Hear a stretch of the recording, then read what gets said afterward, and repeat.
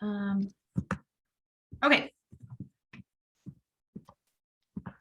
Hi, everyone. Welcome back to What Not to Post. I'm your host, Carrie Daly, and today we'll be changing the LinkedIn profile of Dell Technologies SSR new hire Tammy Smith. With the help of our three experts and myself, we will take Tammy's profile from inactive to proactive. The past 2 weeks, we have been secretly watching Tammy and documenting her lack of activity on LinkedIn. We will show Tammy and everyone watching today the benefits of social selling and why it's so critical to implement it in her work.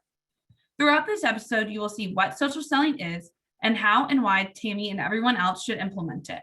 But before we get started with Tammy, let's introduce our experts. Today, we have Alan, Ariana, and Marissa, who specializes on how and why sales makers can utilize social media. But you may be asking yourself, what is social selling? Great question. Social selling is building relationships through social media for the purpose of finding and engaging with potential leads. When done correctly, and the experts will show you how to correctly do it today, it can be extremely beneficial for someone's career. But before we get into that, we have a quick word from our sponsors. Dude, you're getting a Dell. Awesome. Thank you so much, Dell Technologies. Now on to Alan. Welcome back to What Not to Post, the show where we show you how to refine your social selling skills to meet your quota and best fit your market needs. Previously, we introduced to you the concept of social selling, as well as Tammy Smith, who, as we can see here, is a services sales representative at Dell Technologies. Now, I want you to picture that you're a customer and that Tammy Smith has reached out to you in order to form a business relationship with her and with Dell Technologies. Do you see yourself identifying with the profile that we have listed here? I mean, for as much as you know, Tammy Smith might just be a hypothetical character made up by some interns for a group presentation, which is why we think that Tammy should transform her profile into something that's professional, authentic, and intentional. And we can facilitate this conversation by talking about the 4 pillars of social selling, which we have listed here. They are strategy, brand, people, and insights. And we think that all of these pillars are pivotal, pun intended, to create a proper approach to social selling in order to use your time most efficiently. So we're going to start out with strategy. And before today, Tammy didn't really have an idea of what she was doing. She has a profile, but she didn't really have any way to really measure her progress or have any tangible goals that she could use to, use her time effectively. So we think that she should consider these elements when making a strategy and approaching the social selling approach. So first off, she should make goals, short and long term, that will fit into her master plan and will allow her to measure tangible progress in some form or another. She should also consider her platform. Where can she best reach her audience? And does she really understand the terms of service for that platform and the proper procedures? She should also consider how much time she uses and how often she plans to post and interact on the site. Lastly, she should consider her customer, who they are, who they're connected to, and how active they are, as well as the type of content that they're interested in. We recommended all this to Tammy, and we asked her to fill out the following social media plan layout. Here we have some examples of the things that she thought would be interesting to her and how she could execute her own strategy. We also recommended to her that she make a list of 5 to 10 people that she can connect with and use those kind of as goals to reach out to. That way she can research them and use possibly a content curation tool in order to figure out what type of content she should be investing in and how much time to be investing in those people. Next up is brand. And we think this is an important pillar because, as we mentioned before, it's important to be authentic and intentional. So we mentioned these elements to Tammy, and we encourage her to approach them or to use them when defining her approach to social selling. First off is unique. How is Tammy standing out? What type of experiences does she have? And how is she really differentiating herself from all the other salesmen who are probably messaging the customers?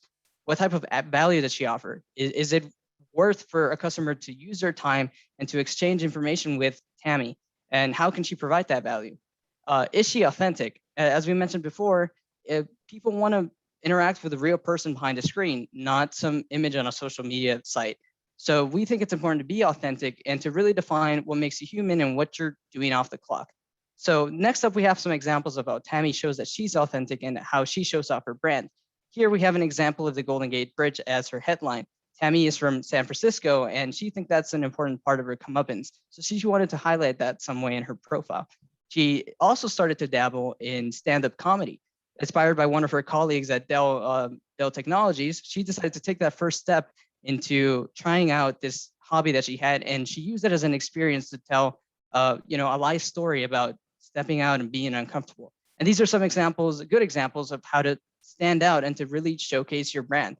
Next up, we have Ariana, who is going to showcase the last two pillars of the social selling temple. Hi, guys. Thank you very much, Alan. Now we're going to look at the third pillar of social selling, which is people. As Alan was talking about, the strategy and the branding are definitely what define what we want our audience to see. But how do we really target quality prospects? And how do we build a smart network? So after we have the brand and the strategy, like should we even care about prospecting and targeting our audience?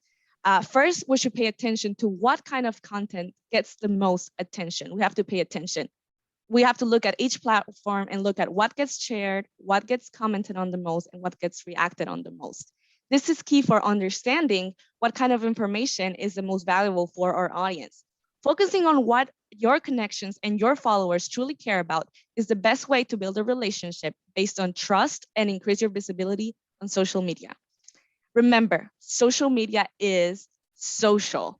So in the middle of the great content that you are posting, don't forget to interact with the people who take the time to comment and like your post. That person-to-person interaction level would get you the most memorable connections and would further establish that trust-based relationship.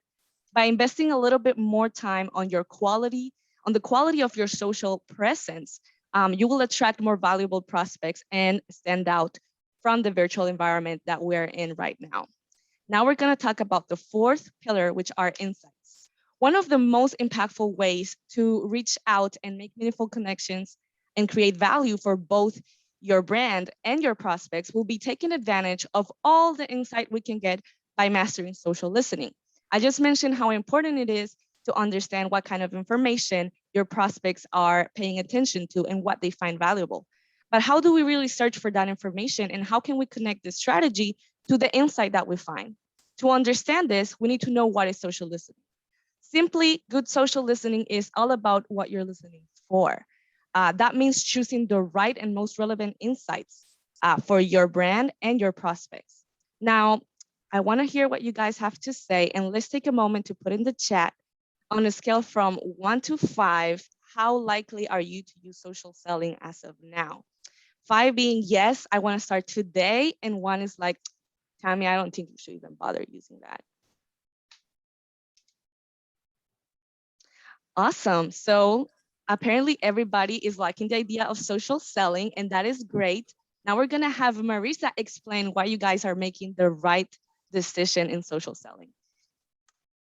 Thanks, Ariana.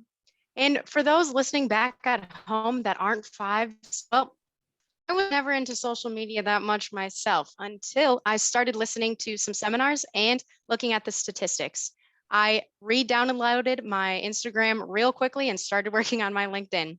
Social selling should be utilized by sales makers because it saves you time in the long run. It creates lasting relationships with customers and provides an outreach to a vast network of people all over the globe before it's too late in the sale. Although it may not seem worthwhile to social sell when the age demographic might not meet with your clients, the workforce is changing. According to a new report from the Influencer Marketing Factory, 97% of Generation Z consumers use social media platforms as their main source of shopping inspiration. The report also said that the third most purchased item was tech. All to say, it is imperative that you are where your customers are. You can tailor your sales discussions to the client and advance the sale process faster. Tammy works at Dell, the very place that was able to complete a sale through, you guessed it, social listening and social media. You may be asking, what was that customer? Well, it was Disney. A worker actually was able to look through social media, recognize that there was some cleanliness issues, and was able to tailor a solution for the park and implement it in 14 days. 14 days, not too shabby for doing a little scroll through the gram. Social selling may be scary to you. It is a place where sometimes you are vulnerable, but you don't have to share your deepest, darkest secrets to get some insights from your customers and them getting some insights from you. Generation Z values this authenticity and this experience of shopping online. It also helps you with your post-sale satisfaction and increase the chance to connect with customers again. After all, you're selling beyond the brand. Now, back to you, Carrie. Thanks, Marissa. And to conclude our episode, we showed Tammy what social selling is and how and why she should utilize it in her career.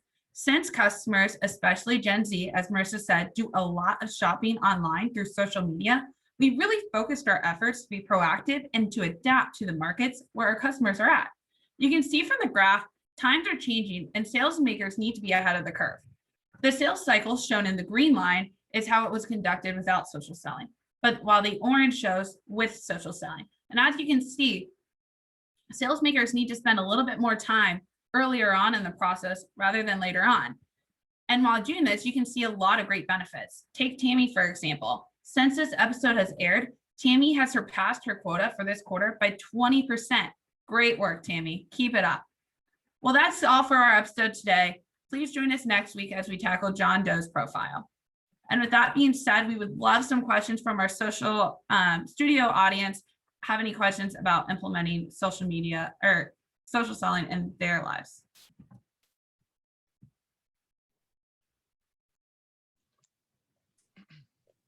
Great job. You want to pause it, Mackenzie? Yep.